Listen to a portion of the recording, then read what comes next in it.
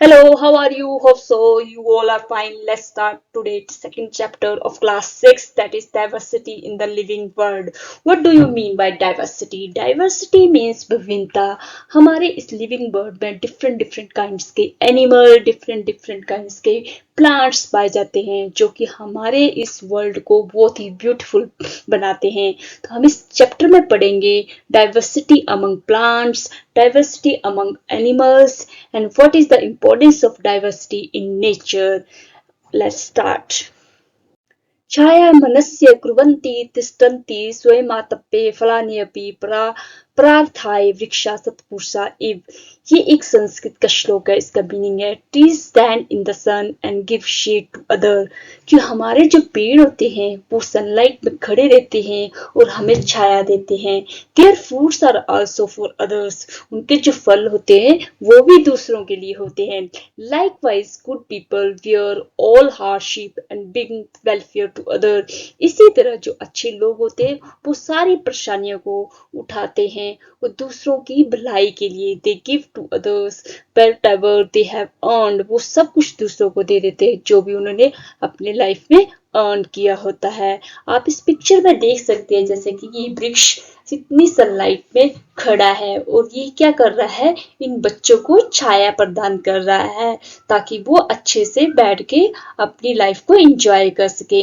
यहाँ पे different different variety of flowers भी बताई गई है जो आप देख सकते हैं, जो हमारे नेचर को और भी सुंदर बनाती है.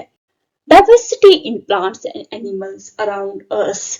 हमारे आसपास जितने भी प्लांट्स हैं या एनिमल हैं उनमें भी डाइवर्सिटी पाई जाती है. डाइवर्सिटी मीन्स विभिन्नता. कुछ प्लांट्स बड़े होते हैं, कुछ झाड़ीदार होते हैं और कुछ बहुत ही छोटे होते हैं. इसी तरह एनिमल भी तरह तरह के होते हैं. कुछ एनिमल पानी में रहने वाले होते हैं, कुछ एनिमल लैंड में रहते हैं और कुछ एनिमल्स फ्लाई करते हैं. इसलिए हमें डिफरेंट डिफरेंट डाइवर्सिटी के बेस पे उन्हें क्लासिफाई करना है. तो let's start activity. Plan a nature walk with your teacher to a park or nearby forest. आपने एक प्लान करनी है नेचर वॉक को.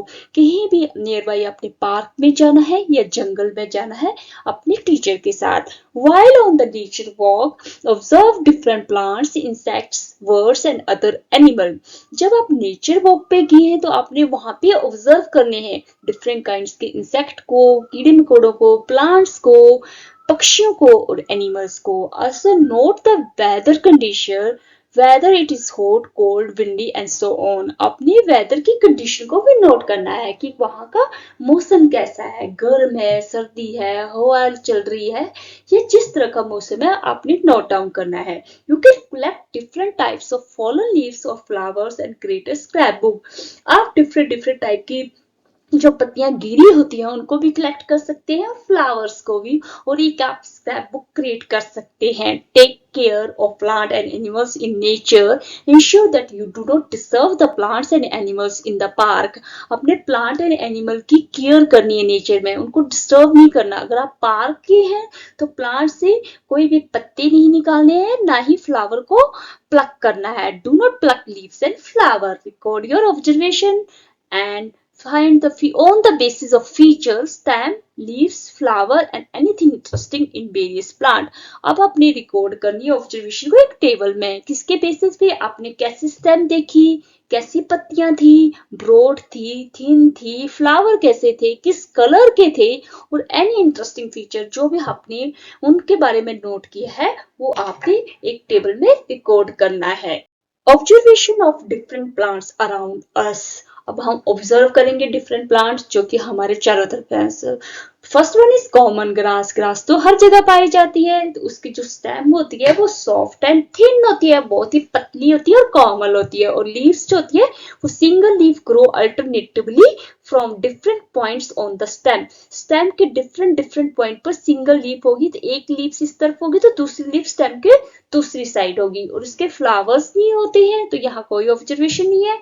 और अदर ऑब्जर्वेशन जो है, जो कलर है इस ग्रास का वो ग्रीन होता है. सेकेंड वन इज तुलसी. तुलसी घर घर में पाई जाती है. इसके जो स्टेम होती है आपने देखा होगा लिटिल बिट हार्ड होती है इन कंपैरिजन टू ग्रास, और पतली थिन होती है. Arrangement of a pair of leaves in the opposite direction. जो स्टेम के दोनों डायरेक्शन पे लीव्स की पेयर में अरेंजमेंट होती है और जो फ्लावर का कलर होता है वो पिंकिश पर्पल होता है। Third one is hibiscus. Hibiscus जो होती है वो रेड कलर के फ्लावर होती है, उनकी जो स्टेम होती है वो हार्ड होती है, लीव्स जो होती है इसकी थोड़ी सी ब्रॉड होती है और अल्टरनेटिवली क्या अरेंज होती है बोथ साइड ऑफ स्टेम के, और इनके जो फ्लावर्स का कलर है वो रेड होता है। फोर्थ वन इज नीम। नीम का प्लांट की स्टेम जो होती है वो हार्ड होती है और थिक होती है। ज्यादातर नीम के प्लांट की स्टेम देखना वो काफी थिक होती है और उसकी लीव्स जो होती है वो थिक स्टेम के बोथ साइड अरेंज्ड होती हैं और फ्लावर्स का कलर व्हाइट होता है और any other observation leaves with smooth surface होती हैं। अब हम जब नेचर वॉक पे गए थे तो हमने डिफरेंट एनिमल्स को भी ऑब्जर्व किया, तो हम डिफरेंट एनिमल की ऑब्जर्वेशन के बेस पे ही इस टेबल को बनाएंगे। सबसे पहले हमने लिया crow. Place where they live. हमेशा क्रो ट्री पे रहता है, हमने देखा फूड दे ईट, क्या खाते हैं वो, इंसेक्ट खाता है। और किस तरह से मूव करता है, फ्लाई एंड वॉक से। और एनी अदर ऑब्जर्वेशन में हमने क्या देखा, कैरिंग और ट्यूब इन इट्स वीक। अपनी ट्यूब जो छोटी छोटी टहनी होती है वो अपने बीक्स में कैरी करता है। सेकंड क्या था, आंट। आंट जहाँ रहती है ये सॉइल में रहती है या बोरो में रहती है और इसके जो फूड होता है वो पत्तियां, सीड्स और छोटे छोटे इंसेक्ट होते हैं। और कैसे मूव करती है, बाय वॉकिंग। और इसकी कितनी लेग्स होती है, आपने ऑब्जर्व किया, इसकी 6 लेग्स होती है। Next one is cow. Cow में क्या देखा, कहाँ रहती है कऊ, हमेशा कऊ जो होती है वो कहाँ रहती है, होम में रहती है। और क्या फूड वो खाती है, तो आपने देखा जो कऊ होती है वो हमेशा क्या खाती है, ग्रासेस खाती हैं या लीव्स खाती हैं। और क्या से वो मूव करती है, तो वाई वॉक ही मूव करती हैं। और अदर ऑब्जर्वेशन क्या थी, उसकी 4 लेग्स होती हैं। अगर हम इसमें एक और एनिमल जोड़ देते, दैट इज अर्थवॉर्म। अर्थवॉर्म यहाँ लिखा नहीं जा रहा था इसलिए मैंने थोड़ा लिखने की ट्राई की है। तो प्लेस कहाँ रहते हैं अर्थवॉर्म, सोइल में रहते हैं और क्या खाते हैं, डिकेइंग रूट्स और लीव, सड़ी पड़ी पत्तियां, पत्ते, ये सब अर्थवॉर्म खाते हैं। और the way they move around, कैसे मूव करते हैं, बाई क्रॉलिंग। तो आप ये सब और भी एनिमल्स को नोट डाउन करके उसके ऑब्जर्वेशन के बेस पे हम इस टेबल को बढ़ा सकते हैं। Each member in the biodiversity of a region has a different role to play. Biodiversity of a region means एक जगह पे different different plants और animal का होना।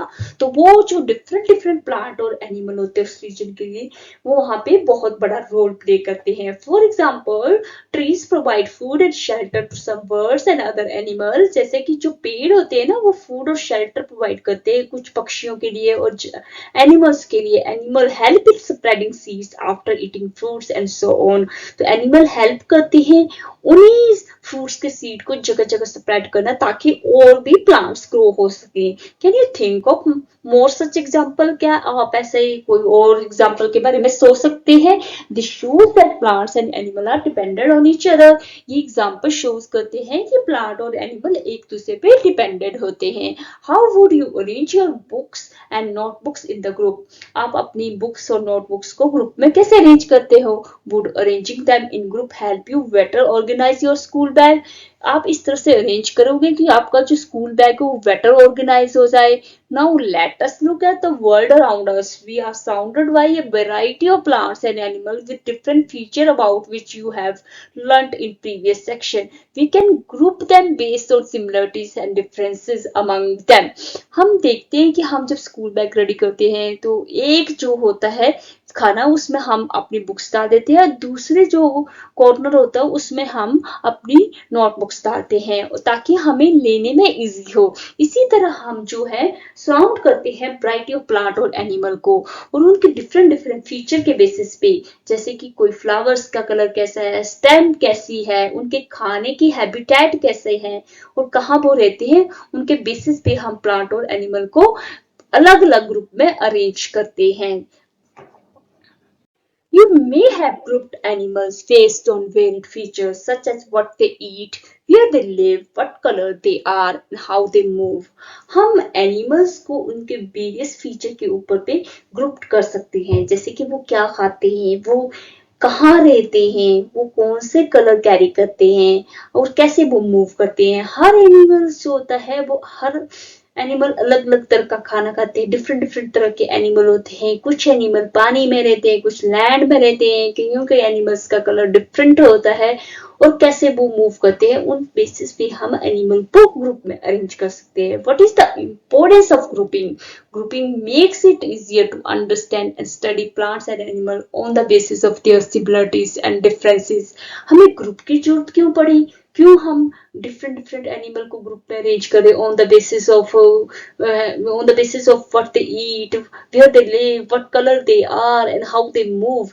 इसलिए पढ़ी ताकि हम उन डिफरेंसेस के बेसिस पे उन्हें अच्छे से समझ सकें, ताकि हम उनकी स्टडी को और भी बेहतर ढंग से कर सकें। You will learn more about the importance of grouping and our daily lifes in the chapter material around अस।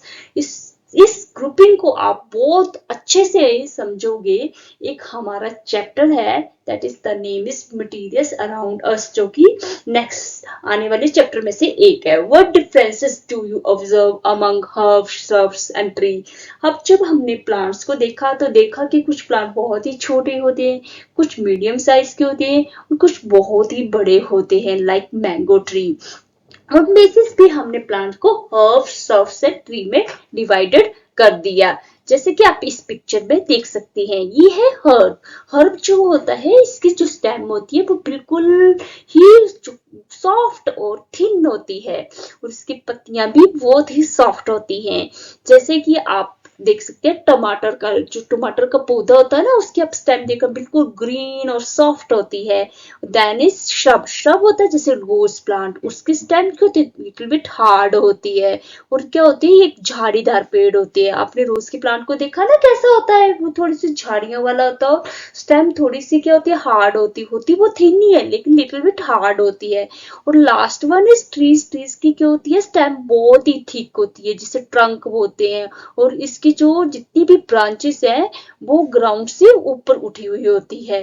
तो on the basis of these features हम प्लांट्स को 3 पार्ट्स में डिवाइड किया है। वैसे तो 5 पार्ट में डिवाइड किया है, तो मेन जो है वो हर्ब्स, श्रब्स एंड ट्री है, जो कि आप इस पिक्चर्स में भी देख सकते हैं। Some plants grow really tall and have hard, thick brown and woody stem.